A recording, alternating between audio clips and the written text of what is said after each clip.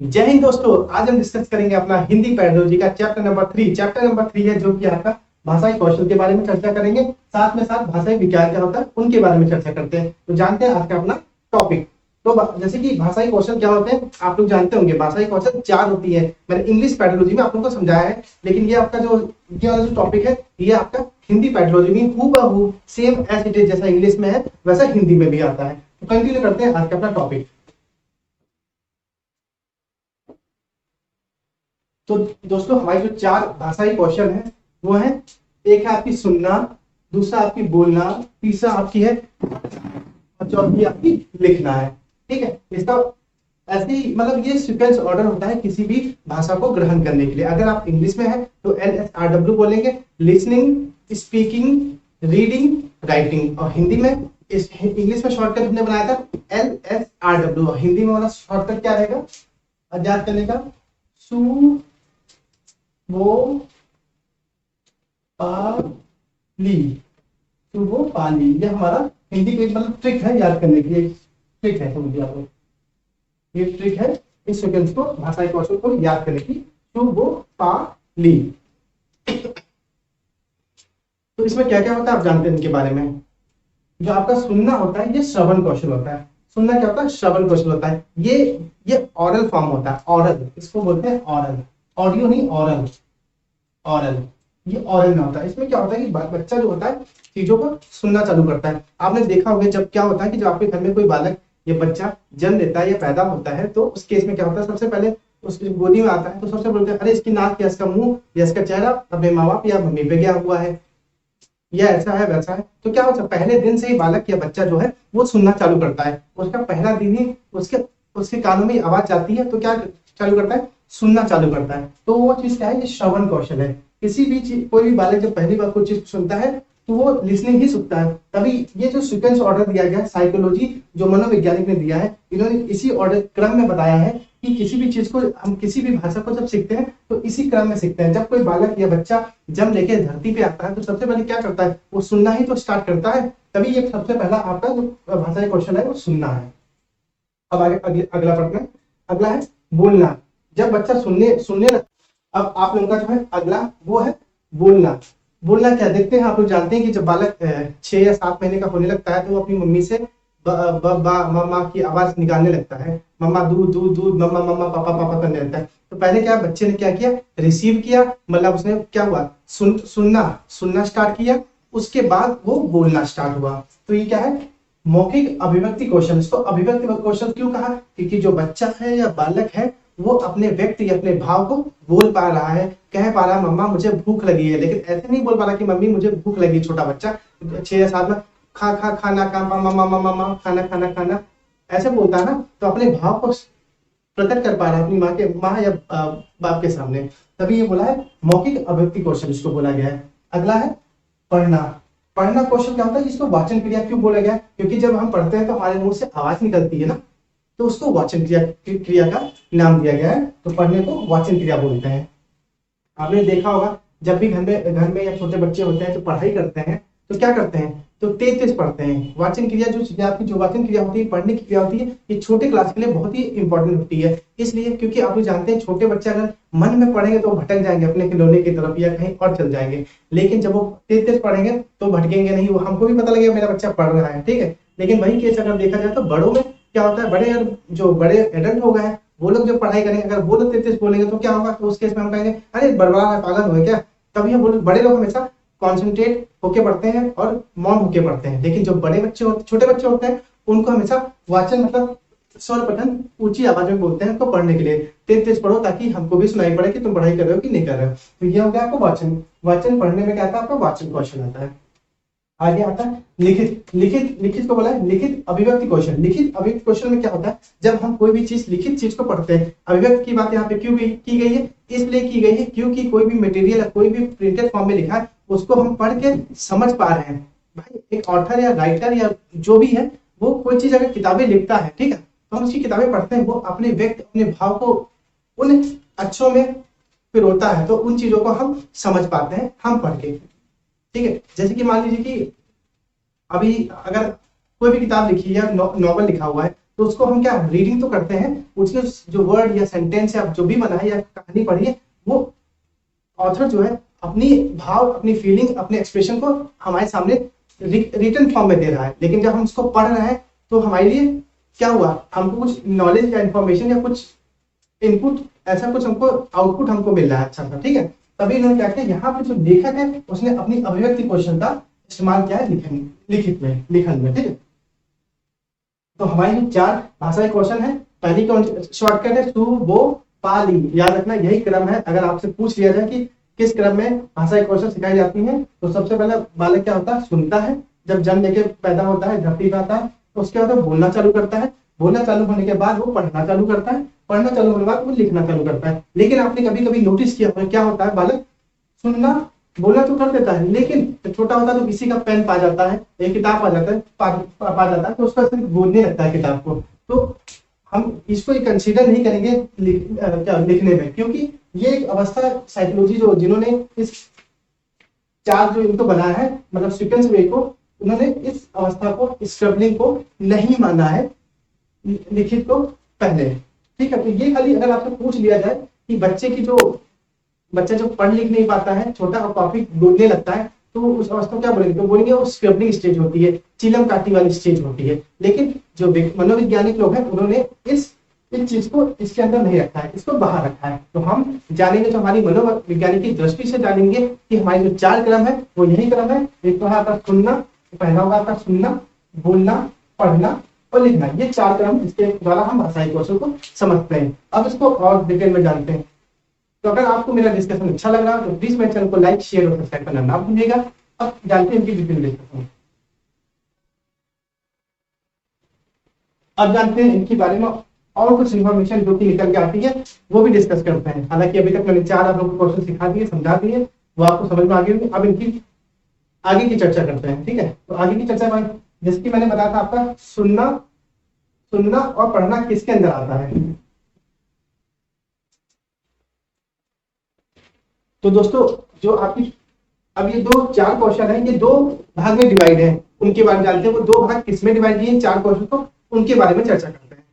तो एक आपकी होती है द्रव्यात्मक मतलब होता है, इंग्लिश में बोलते हैं रिसेप्टिव, जिसमें हम रिसीव करते हैं, ठीक है। तो यहाँ इंग्लिश में लिख देता हूं मैं, रिसेप्टिव स्किल्स। द्रव्यात्मक, जिसमें हम कोई चीज को रिसीव करते हैं या किसी चीज को ग्रहण करते हैं, उसको द्रव्यात्मक बोलते हैं, ठीक है। द्रव्यात्मक कौशल लिखते हैं आपके साथ, द्रव्यात्मक कौशल, छोटा लिख रहा हूं, दिखाई दे रहा, द्रव्यात्मक, ये अलग लाइन कर देता हूँ, ऐसे कर दो, कंफ्यूज रहेंगे आप लोग। 2 पार्ट में डिवाइड कर देता हूँ, द्रव्यात्मक कौशल, और ये आपकी पुष्पात्मक कौशल। अब समझिए, जो आपकी जो 4 भाषाई कौशल है, सुनना, बोलना, पढ़ना, लिखना, इनको 2 भाग में बांटा गया है। इनके बारे में हम चर्चा करते हैं। तो जानिए, एक सुनना और पढ़ना। सुनना क्या होता है, जब कोई भी टीचर एक मिनट, जब कोई भी टीचर या कोई भाषण या फिर न्यूज पे हम कोई चीज को सुन रहे होते हैं, तो हम कोई चीज को रिसीव कर रहे होते हैं, ग्रहण कर रहे होते हैं अपनी मेमोरी में, कि वो इंफॉर्मेशन हमको क्या दे रहा है, उस चीज को हम रिसीव कर रहे हैं ना, तभी हमने उसको बोला द्रव्यात्मक। और फिर पढ़ना भी, अब सुनना और पढ़ने में भी क्या होता है भाई, किताब में कोई चीज लिखी है, उसको हम पढ़ के रिसीव भी तो कर रहे हैं, तब भी तो हम द्रव्यात्मक कार्य कर रहे हैं। यहाँ पे हम अपना को जोड़ नहीं लगा रहे हैं, जो चीज लिखी है उसी चीज को हम पढ़ रहे हैं। तो एक आपका हो गया सुनना और दूसरा आपका पढ़ना, ये दोनों चीज आएंगी द्रव्यात्मक कौशल के अंदर, और इसको इंग्लिश में बोलते हैं रिसेप्टिव स्किल, ठीक है। इंग्लिश में बोलते हैं रिसेप्टिव स्किल और हिंदी में बोलते हैं द्रव्यात्मक कौशल।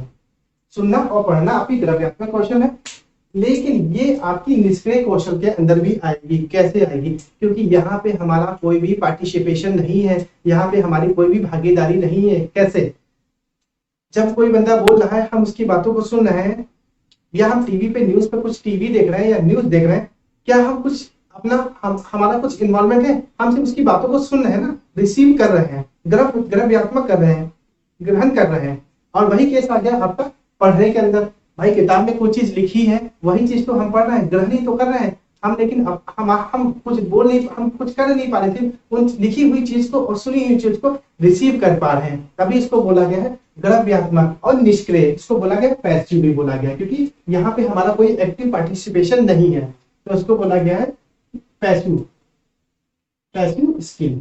तो ये दो इसके अलग अलग नाम है। जैसे कि अगर आपसे क्वेश्चन पूछ लिया जाए पढ़ना, सुनना और पढ़ना क्या है, तो अगर ऑप्शन में आ जाए सक्रिय है, निष्क्रिय है, या दो और कोई आ जाए तो आप लगाओगे निष्क्रिय स्किल है। और अगर ऑप्शन में आ जाए कि आपका सुनना और पढ़ना क्या है, द्रव्यात्मक है, अभिव्यक्तात्मक है, या दो कुछ और लिखा हो, तो उसमें लगाओगे द्रव्यात्मक स्किल है, द्रव्यात्मक है। और इंग्लिश वाले लगाएंगे, अगर जब इंग्लिश वाला क्वेश्चन पूछा जाएगा तो वहां रेस्पेक्टिव स्किल लगाओगे। ये बात क्लियर हो गई। अब जानते हैं आगे वाला मिटा दें ताकि आपको कंफ्यूजन ना हो। ठीक, चलो वो बाद में मिटा लेंगे, ये पहले को याद मिटा लेंगे, अंडरस्टैंडिंग बनी रहे।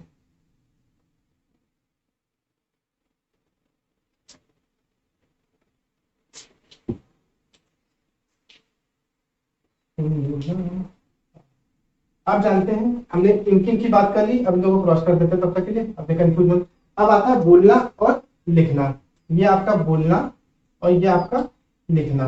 अब सुनिए, जब हम किसी के सामने या किसी व्यक्ति के सामने अपना लेक्चर या अपनी स्पीच कह रहे होते हैं, उस केस में क्या होता है कि हम अपने अभिव्यक्ति, अपनी फीलिंग, अपने एक्सप्रेशन, अपने थॉट को हम दूसरे के सामने धारा प्रवाह कर पा रहे हैं, अपने भाव विचार। जैसे आपने देखा नहीं, कभी कोई बड़ा खुश होता है या कभी कोई फ्रस्ट्रेट होता है तो अपनी बात दूसरे को बता देता है, अपने अभिव्यक्ति, अपने अंदर की फीलिंग दूसरे को बता देता है, तो वो किसके अंदर आएगा, बोलने के अंदर आएगा।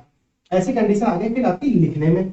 जब लिखने में क्या होता है, जब राइटर या पोएटर जब अपनी कोई किताब लिखता है तो वो अपने अभिव्यक्ति, अपनी फीलिंग को उनमें लिखता है, पिरोता है। ठीक है, तो जो उसको पढ़ता है वो जो लेखक है उसके भाव को समझ पाता है। तो ये दोनों आपकी बोलना और लिखना, बोलना और लिखना, ये दोनों आपकी कौन सी कौशल है, ये दोनों आपकी जो कौशल है उसको बोलेंगे अभिव्यक्ति कौशल, अभिव्यक्ति कौशल है, या उसको बोलेंगे उत्पादक कौशल। उत्पादक कौशल क्यों उसको बोला गया है या अभिव्यक्ति कौशल क्यों बोला गया है, क्योंकि यहाँ पे जो बोलने वाला व्यक्ति और लिखने वाला व्यक्ति अपने भाव, अपने विचार को किसी ना किसी के माध्यम में आपके पास तक पहुंचा रहा है। अगर वो बोल रहा है तो वो बोल के वाचन करके आपको समझा रहा है, ठीक है। लेकिन अगर लिखित फॉर्म में दे रहा है, राइटर अपनी किताब लिख रहा है, रिटन फॉर्म में दे रहा है, तो वो भी तो अपने व्यक्त, अपने भाव को आप तक पहुंचा रहा है। तो ये इसको तभी आपको बोलना और लिखना को वाचन कौशल बोला गया है, क्योंकि यहाँ पे किसी की फीलिंग या थॉट्स को एक्सप्रेस किया जा रहा है, ठीक है। और उसको एक्टिव भी बोला गया है, सक्रिय कौशल भी बोला गया, ये दूसरा नाम है इसका, याद रखना। और इंग्लिश में इसको बोलते हैं एक्टिव स्किल। एक्टिव स्किल क्यों बोला गया, यहाँ पे जो दिख रहा है ना, एक मिनट, हाँ तो ऊपर लिख दो,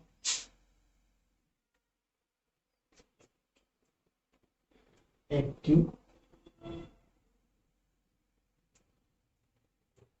सक्रिय कौशल क्यों बोला गया, एक्टिव स्किल क्यों बोला गया, यहाँ पे इसलिए बोला गया क्योंकि जो यहाँ पे व्यक्ति बोल रहा है वो एक्टिव है ना कि पैसिव है, एक्टिव है ना कि निष्क्रिय है। क्योंकि भैया अपने व्यक्त भाव लिखते समय हर आदमी, सपोज करिए अगर अभी मैं आपसे बोल दूं कि आप अपने बारे में कुछ लिखिए, तो आपका दिमाग प्रेजेंट हो जाएगा, एक्टिव हो जाएगा चीज को लिखने के लिए, ठीक है। या मैं बोल दूं कि आप कुछ कल को आपको न्यूज पे या फिर कहीं भी कुछ भाषण देना है, तो आप क्या है, आप एक्टिव होंगे, आप सक्रिय होंगे उस चीज को प्रिपेयर करने के लिए कि हमें कल भैया न्यूज के सामने बोलना है या हमको डिबेट में पार्ट लेना है। तो ये सब चीज आपकी सक्रिय के अंदर है, एक्टिव पार्टिसिपेशन के अंदर है। तो भैया आप समझो, जो आपका बोलना और लिखना है वो अभिव्यक्ति कौशल होती है, या उसका दूसरा नाम उत्पादक कौशल भी होती है। उत्पादक मतलब हम कुछ प्रोड्यूस कर रहे हैं, ठीक है, या उत्पादन कर रहे हैं किसी चीज का, और उसको सक्रिय कौशल भी बोलते हैं। सक्रिय इसलिए बोलते हैं क्योंकि हमारा यहाँ पे पार्टिसिपेशन होता है किसी भी चीज में। तो आप समझ गए, बोलना और लिखना आपका अभिव्यक्ति, उत्पादन या सक्रिय, ये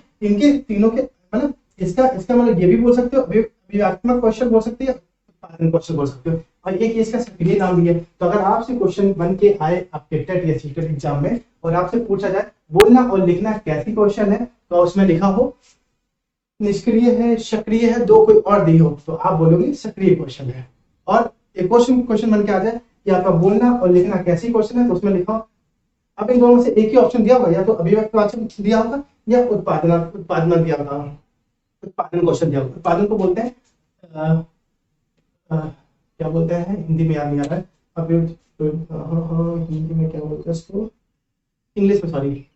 किसी चीज को जब हम प्रोड्यूस करते हैं अभिव्यक्तिवाद, अभी मुझे याद नहीं आ रहा, ठीक है। शक्तिमान पैसे गाइस, मतलब मेरी बात को समझिए कि जो उत्पादन मतलब होता है जब हम किसी चीज का निर्माण कर रहे होते हैं या प्रोड्यूस कर रहे होते हैं। लिख लीजिए प्रोड्यूस, लिख लीजिए, याद रखना प्रोड्यूस। अरे सॉरी,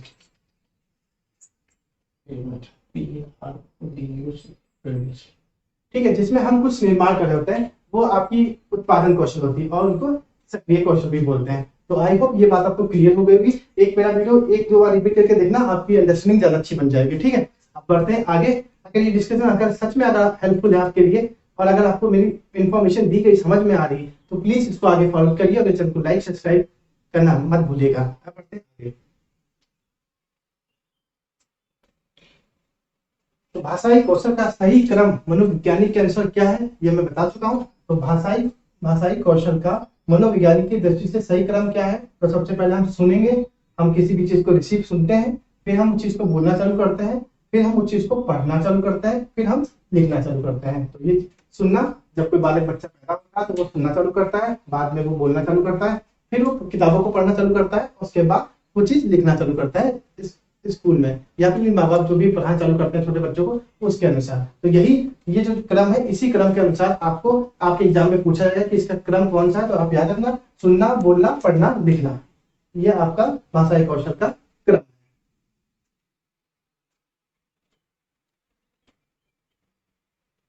अब हम जानते हैं सुनना जो कौशल थी, अभी जो पहली कौशल थी उसके बारे में भी चर्चा करते हैं और डिटेल में, ठीक है। क्या चीज है सुनना। सुनना को हम श्रवण कौशल भी कहते हैं क्योंकि यहाँ सुनने का कार्य किया जा रहा था, ठीक है। तो इसको श्रवण कौशल भी बोलते हैं।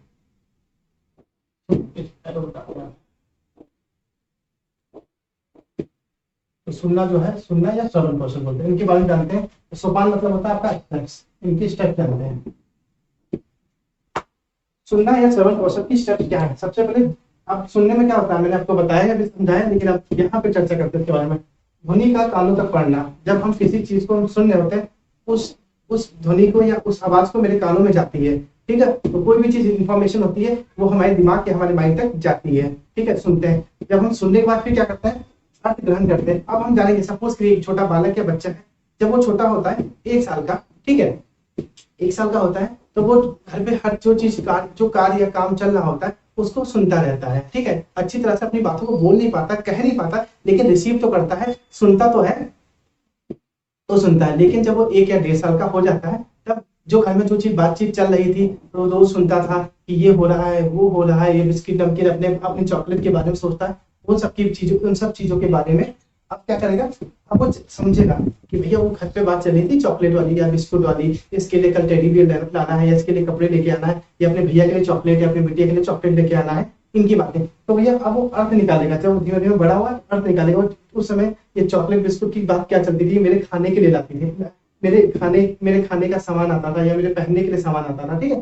तो भाई ध्वनि का कानों तक पढ़ना, भाई जो घर में बातचीत चल रही है, ये बात चल रही है, वो चीज बालक के बच्चा रिसीव करता है, फिर धीमे धीमे उसका अर्थ समझने लगता है, हाँ इसका मतलब क्या है, ये बात क्यों चल रही है। फिर क्या करता है, प्रयोग। फिर वो जैसे बड़ा होता है फिर उन चीजों को, उन बातों को प्रयोग करना चालू कर देता है। जैसे मानिए आपके घर जब आप स्कूल में पढ़ने जाते हैं, ठीक है, तो आपका टीचर जो कविता या कहानी है आपको पढ़ के सुनाता है, बोल के बताता है, आपको समझाता है। जब आप उस चीजों को सुन लेते हो, रिसीव कर लेते हो, उसके बाद क्या होता है, आपको अर्थ समझ में आता है, हाँ भैया इसका अर्थ ये निकल के आएगा। क्योंकि जब कोई शिक्षक या टीचर आपको समझाता है तभी कुछ लोगों की बेटर अंडरस्टैंडिंग होती है, जल्दी समझ जाते हैं, लेकिन कुछ लोगों की ऐसी अंडरस्टैंडिंग होती है जब तक टीचर नहीं समझाता तब तक बच्चों को समझ नहीं आता। तो उसके मतलब उस चीज को आप निगलेक्ट करिए, लेकिन यहाँ पे समझिए, कोशिश करिए। तो क्या है, ध्वनि का कानों तक पढ़ना, जो चीज बच्चे को पढ़ाई जा रही है, समझाई जा रही है, बच्चा सुन पा रहा है, फिर उस चीज का वो अर्थ निकाल पा रहा है, उसका अर्थ ग्रहण कर पा रहा है कि उसका अर्थ क्या था। बाद में क्या करता है, अब कहता है, बाद में क्या उस चीज को प्रयोग में लाता है, यूज में लाता है कि हमको वो चीज को हमको कैसे इस्तेमाल करना है। तो सबसे पहला कानों में कोई चीज मतलब कोई चीज सुनते हैं, ध्वनि को सुनते हैं तो कानों के द्वारा सुनते हैं, फिर उसका हम अर्थ का निर्माण करते हैं, अर्थ निर्माण करने के बाद हम उस चीजों को प्रयोग में लाने लगते हैं। तो ये बात सब आपकी सुनना या श्रवण कौशल के अंदर जो स्टेप थी उसके अंदर बोली गई है। अब आगे जानते हैं इसके बारे में।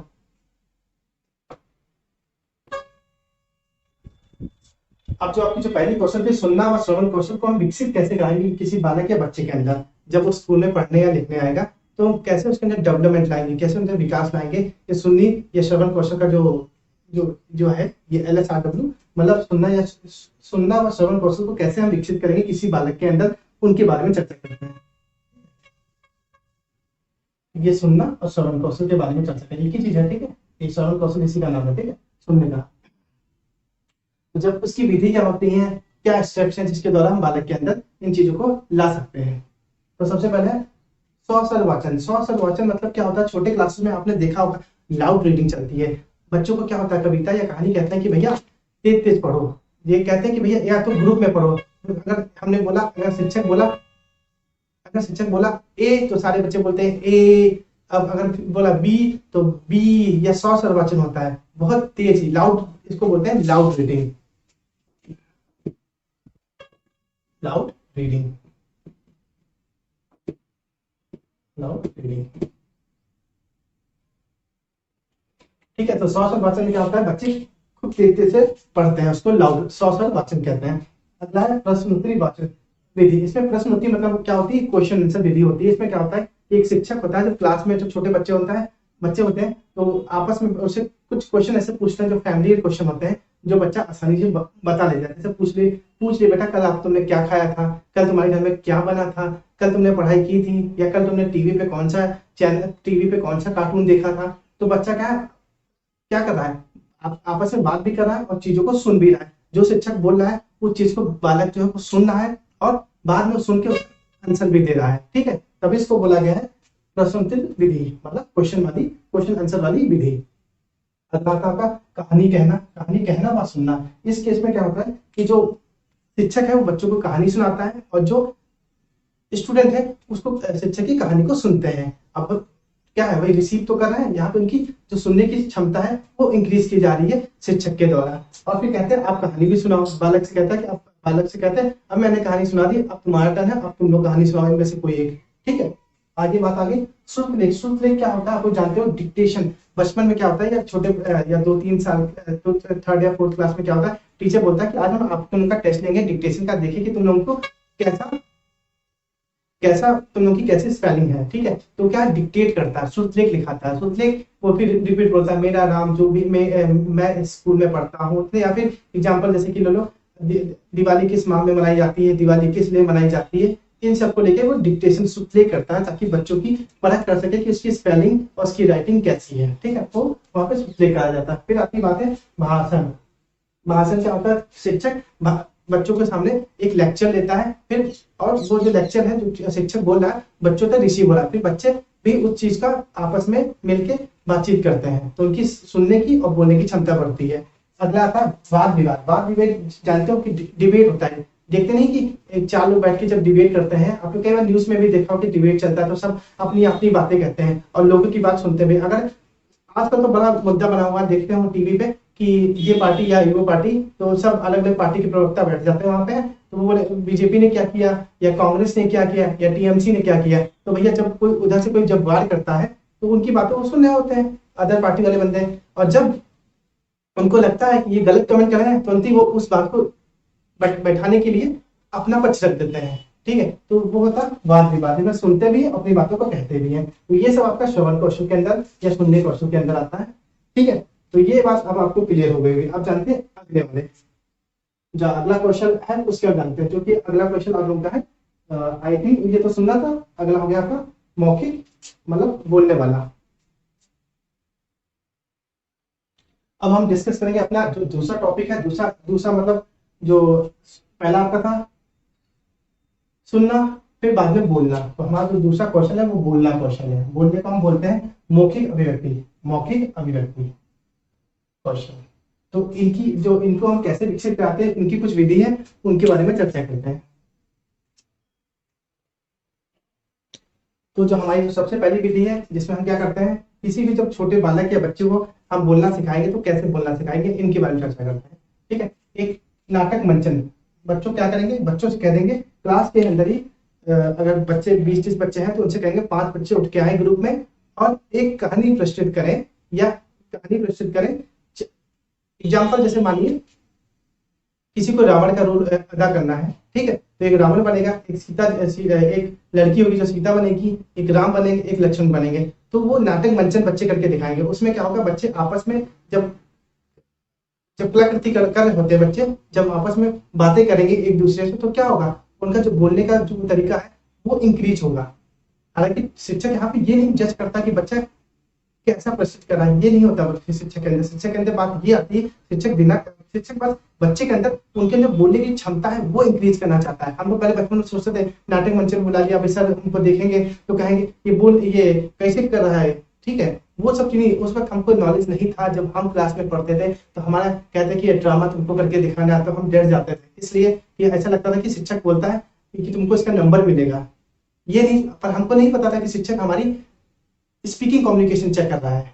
लेकिन अब हमको पता है कि स्पीकिंग कम्युनिकेशन चेक की जाती है। जब मैं इस लेवल तक पहुंचा तो क्या, अब मैं क्या बोलूंगा, जो बच्चे या बालक हैं छोटे बच्चे, उसमें क्या जज किया, क्या टीचर क्या जज करता है, तो टीचर यही जज करता है कि बच्चों की जो बोलने की क्षमता है वो इंक्रीज होनी चाहिए। जब आपस में चालू, जैसे मान लो मैं हूँ, मैं और आप हैं आमने सामने, अभी तो यूट्यूब पे हम और आप हैं, या मेरे कोई फ्रेंड्स यहाँ सामने बैठे हो, तो हम, जब मेरा बेस्ट फ्रेंड है उससे हम अच्छी तरह से अपनी बातों को कह सकेंगे, बोल सकेंगे ना। तो इसी तरह क्लास में भी टीचर क्या करता है कि बच्चों का 4 ग्रुप बना के एक ड्रामा कहता है कि जाके एक नाटक मंचन करो, यहाँ पे आके सबके सामने कर ये रोल अदा करके दिखाओ। या कोई बोलता है कि अपनी मम्मी का रोल अदा करके दिखाओ, या अपने पापा का रोल अदा करके दिखाओ। तो यहाँ पे क्या, बच्चे की जो बोलने की स्किल है उसको डेवलप कराया जा रहा है। ठीक है, तो ये नाटक मंचन बहुत ही इंपॉर्टेंट होता है किसी भी अपनी अभिव्यक्ति को, अपनी फीलिंग को एक्सप्रेस करने के लिए।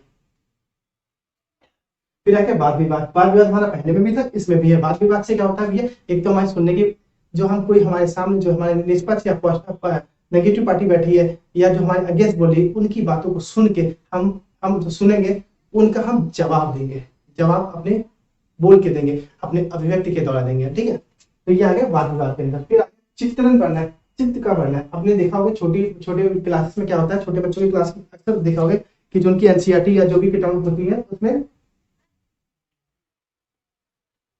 चित्र बना होता है, लिखा कुछ नहीं होता, सिर्फ चित्र बना होता है। ठीक है, एक मिनट।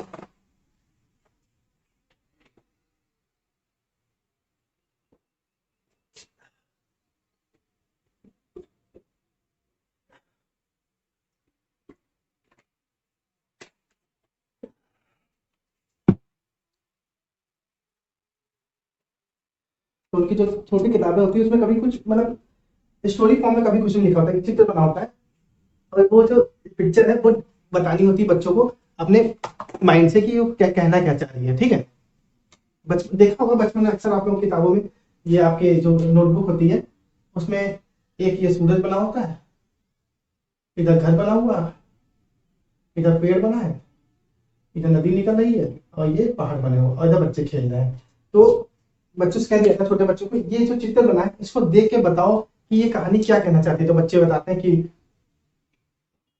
कि यहाँ पे सूरज निकला हुआ है और ये पहाड़ दिख रहे हैं, और यहाँ पे जानवर, चिड़िया उड़ रही हैं, बच्चे खेल रहे हैं। तो क्या होता है, इससे भी बच्चों की जो बोलने की जो शक्ति है उसको भी उत्पन्न कराया जाता है। ठीक है, तो ये आपकी मौखिक के अंदर आ गई, मौखिक अभिव्यक्ति, क्योंकि बच्चा अपने भाव को उस चित्र को पढ़ के एक्सप्रेस कर पा रहा है।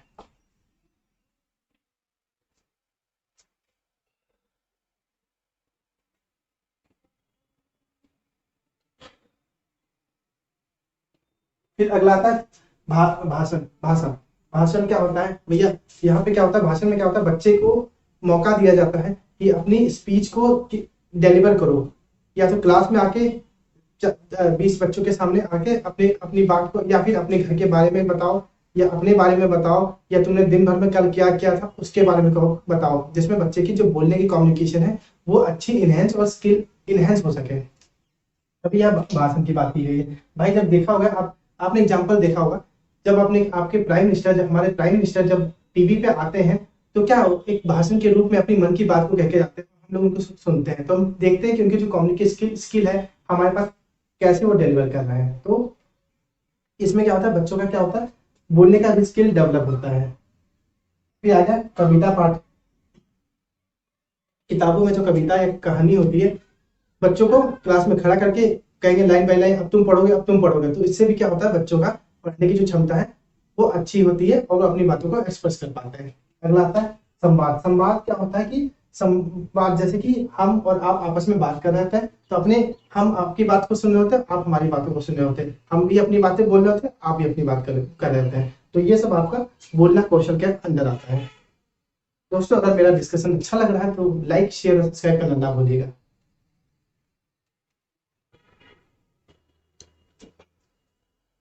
दोस्तों, जो हमारा तीसरा कौशल है वो कि हमारा पढ़ने से संबंधित है। जैसे कि हमारा पहला था सुनना, दूसरा बोल। तो दोस्तों, हमारा जो तीसरा भाषाई कौशल है वो पढ़ना है। तो पढ़ना क्या होता है, आपका वाचन या पठन कौशल होता है। ठीक है, इनके जो सोपान है, इनके स्टेप है, उनके बारे में जानते हैं पहले। ठीक है, तो इसमें क्या होता है, जब हम किसी बालक या छोटे बच्चों को जब हम क्या करते हैं, जब पढ़ना सिखा रहे होते हैं तो कैसे सिखा रहे होते हैं, ऐसे सिखाएंगे तो बच्चा समझ नहीं पाएगा। छोटे क्लास के बच्चे का, छोटे क्लास के बच्चों को तो उनको क्या करते हैं हम प्रत्यक्षीकरण, प्रत्यक्षीकरण मतलब उनके साच को दिखाते हैं। जैसे कि हम अगर हम बोल दें ता पर तोता, या फिर बोल दे एग्जाम्पल लो ता, बोले ता तो बच्चा समझ पाएगा, जल्दी समझ नहीं पाएगा, तो उसको एग्जाम्पल देंगे ता माने तोता, तो हम उसको क्या करते हैं तोता बना के तोता दिखाते हैं, तो बच्चा जल्दी चीजों को समझ पाएंगे। प्रत्यक्षीकरण मतलब हमने उसके सामने कुछ ऐसी इमेज या ऐसी फोटो दिखाओ जिससे बच्चे की अंडरस्टैंडिंग बहुत जल्दी बन जाए, उसको बोलते हैं प्रत्यक्षीकरण। अगला हो गया अर्थग्रहण। अब भाई बच्चे ने क्या किया, उस चीज को समझा कि आपने जो प्रत्यक्षीकरण में उसको समझाया था या कुछ और समझाया था, तो उसका उसने अर्थपूर्ण उसका ग्रहण कर लिया, उसका अर्थ वो समझ गया। फिर बाद में क्या है, उस चीजों को वो अपनी डेली लाइफ में या अपनी पढ़ाई की लाइफ में उसका प्रयोग करने लग गया। तो यही आपके जो सोपान है, जो स्टेप है वाचन की, वो है प्रत्यक्षीकरण है, अर्थग्रहण है और तीसरा प्रयोग है। अब जानते हैं और डिटेल में इसको। अब बोलना, जैसे कि बोलना मतलब वाचन, पढ़ना मतलब सॉरी पढ़ना। वाचन के प्रकार कितने होते हैं, वाचन के दो प्रकार होते हैं। एक तो होता है सौसर वाचन। सौसर वाचन को बोलते हैं लाउड रीडिंग, जिसको हम कहते हैं छोटे क्लास के लिए बहुत ही इंपॉर्टेंट होती है, तेज पढ़ना, उसको बोलते हैं लाउड रीडिंग।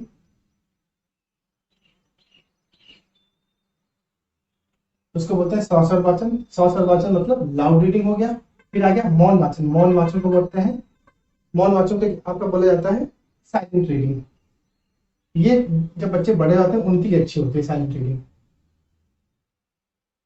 क्योंकि जब आप साइलेंट रीडिंग कर रहे होते हैं तो आपका कंसंट्रेशन लेवल बहुत अच्छा रहता है। ठीक है, तभी हम, और साइलेंट रीडिंग जो होती है अब आपकी बहुत फास्ट भी होती है। अगर आप मौन वाचन को कर रहे हैं, सौसर वाचन बहुत स्लो होता है, क्योंकि उसमें आपको तेज से बोलना पड़ता है, जोर लगता है। लेकिन जो आपका ये मौन वाचन हो गया, ये साइलेंट रीडिंग होती है। इसमें क्या होता है, हम बोलते नहीं है, बस आंखों से देख के अपने मन से चीजों को समझते रहते हैं, तो उसको बोलते हैं मौन वाचन।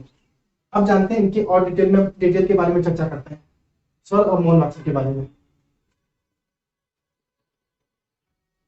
तो वाचन के दो प्रकार थे, एक तो आप लोग जानते हैं सौसर वाचन था, दूसरा मौन वाचन था। सौसर वाचन के बारे में पहले चर्चा करते हैं, फिर मौन वाचन के बारे में चर्चा करते हैं। तो सौसर वाचन क्या होता है, सौसर वाचन दो दो दो प्रकार से होता है। जैसे कि एक व्यक्तिगत वाचन होता है। व्यक्तिगत वाचन वह होता है, व्यक्तिगत वाचन वह होता है जिसमें दोनों की बात की, एक आदर्श वाचन, एक अनुकरण वाचन। अनुकरण मतलब होता है नकल करके सीखना, इमिटेशन करके सीखना। ठीक है, तो आदर्श जो वाचन होगा वो कौन करेगा, वो हमेशा आपका शिक्षक मतलब टीचर करेगा, और टीचर को देख के बालक अनुकरण वाचन करेगा। फिर ये किसके द्वारा होती है, ये स्टूडेंट के द्वारा होती है। बच्चे टीचर को देख के तो चालू करते हैं चीजों को सीखना, पढ़ना। तो क्या व्यक्तिगत वाचन हमेशा आदर्श वाचन को टीचर करता है या शिक्षक करता है, और जो आपका अनुकरण वाचन है या स्टूडेंट के द्वारा या शिक्षक के द्वारा किया जाता है व्यक्तिगत वाचन। अगला आता है सामूहिक। सामूहिक तो आप जानते हो, समूह मतलब ग्रुप में। ठीक, इसको बोलते हैं सामूहिक वाचन। सामूहिक वाचन में क्या होता है, सामूहिक वाचन आपका ग्रुप होता है, ग्रुप में दो या दो से अधिक लोग। तो सामूहिक वाचन में हमेशा क्या चीज आती है, समूह वाचन में आता है लोग जो है क्या, ये दो या दो लोग से अधिक के बीच में ये कार्य किया जाता है। ये आपका सामूहिक सामूहिक वाचन के अंदर आता है। तो अब आप समझ गए, स्वर वाचन आपके व्यक्तिगत वाचन होता है, सामूहिक वाचन होता है। सामूहिक वाचन हमेशा दो या दो से अधिक लोगों के बीच में आता है, और व्यक्तिगत वाचन एक में एक आदर्श वाचक आता है, दूसरा अनुकरण आता है। आदर्श वाचक सॉरी आदर्श वाचक हमेशा शिक्षक के साथ किया जाता है, या जो आपसे ज्यादा जानता है उसके द्वारा किया जाता है, और अनुकरण वाचक हमेशा स्टूडेंट के द्वारा किया जाता है या छात्र के द्वारा किया जाता है। अब जानते हैं अगला। तो दोस्तों वाचन का जो दूसरा प्रकार है वो मौन वाचन है। मौन मतलब क्या होता है? चुप, साइलेंट, साइलेंट,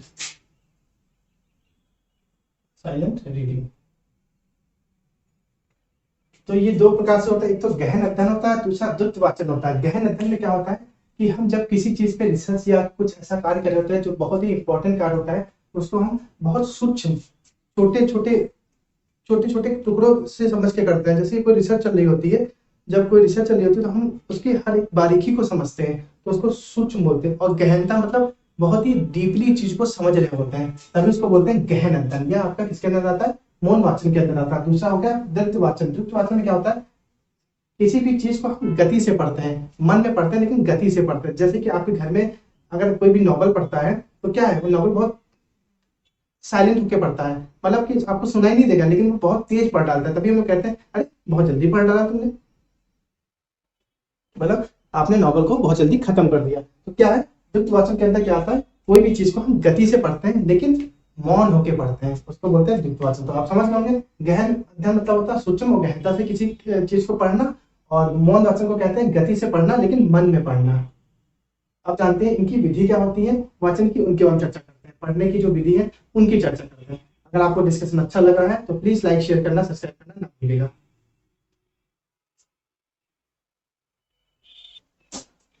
तो दोस्तों जो आपकी तीसरी विधि थी पढ़ना मतलब वाचन शिक्षा, इसके बारे में चर्चा करेंगे कि विधि क्या है, केवल जानते हैं। ठीक है, तो एक तो होती है वर्ण विधि। वर्ण विधि आपको जानते हैं वर्ण मतलब क्या होता है? जैसे कि इंग्लिश में होते हैं आपके अल्फाबेट्स ABCD वगैरह होते हैं, ठीक है, तो वो हिंदी के अल्फाबेट्स होते हैं। वैसे हम ये आपकी जो इंग्लिश पेडोलॉजी चल रही है इसमें क्या होता है, वर्ण मतलब होता है का खा गा।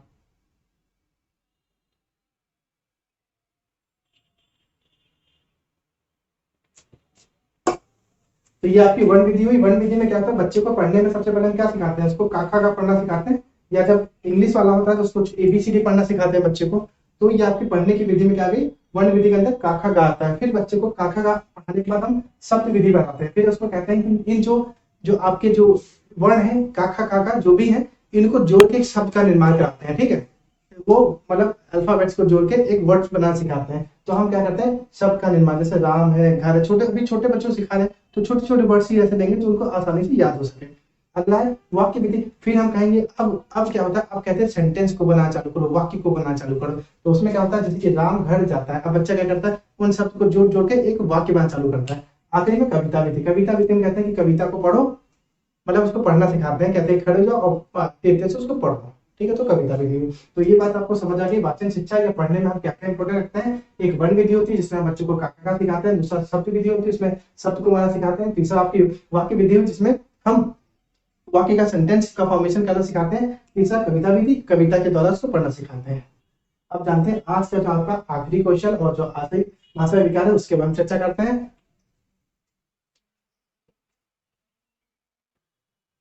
तो दोस्तों आपकी जो आखिरी भाषा क्वेश्चन है, भाषा विकार है, वो है लिखना। लिखना बताया था आपको।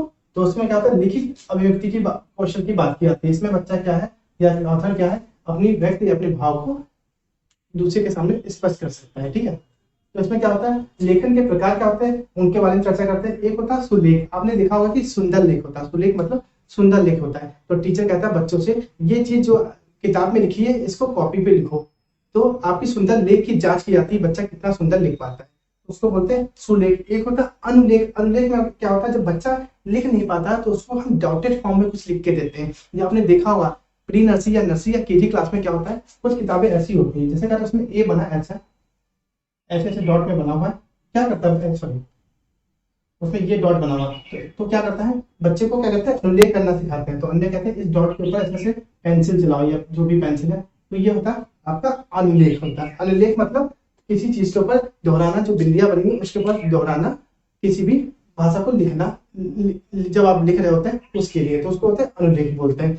अगला है श्रुतलेख। श्रुतलेख में भी क्या होता है कि टीचर डिक्टेशन इमला बोलता है, इमला बोलता है, इमला ऐसे लिखता है ना, इमला ऐसे लिखता हूँ, इमला बोलता है बच्चों को। तो इमला से क्या होता है कि टीचर जान पाता है बच्चे की जो जो लिख रहा है, शब्द भंडार लिख रहा है, जान पाता है कि जो वाक्य वाक्य या फिर उसके शब्द हैं, उसकी जो गलत लिख रहा है या सही लिख रहा है, तो वो इमला के द्वारा या फिर ये श्रुतलेख के द्वारा उसकी वर्तनी को समझ पाता है कि गलत लिख रहा है या सही लिख रहा है टीचर। ठीक है, तो यही तो बात आपकी लिखित अभिव्यक्ति अंदर बात की गई। लिखित अभिव्यक्ति मतलब लिखने संबंधित होती है। ये लेखन के प्रकार 3 होते हैं, सुलेख होता है, अनुलेख होता है और श्रुतलेख होता है। सुलेख में क्या सुंदर लेख की जांच की जाती है, और अनुलेख में क्या होता है कि जो डॉटेड वाली जो किताबें चलती हैं उसके ऊपर दोहराने वाला बच्चों को सिखाया जाता है कि आप डॉट बना है तो आप उसके ऊपर ए लिखोगे, या डॉट डॉट डॉट बना है ए आ लिखा है तो उसके ऊपर दोहराओगे पेंसिल से तो आ लिख जाएगा।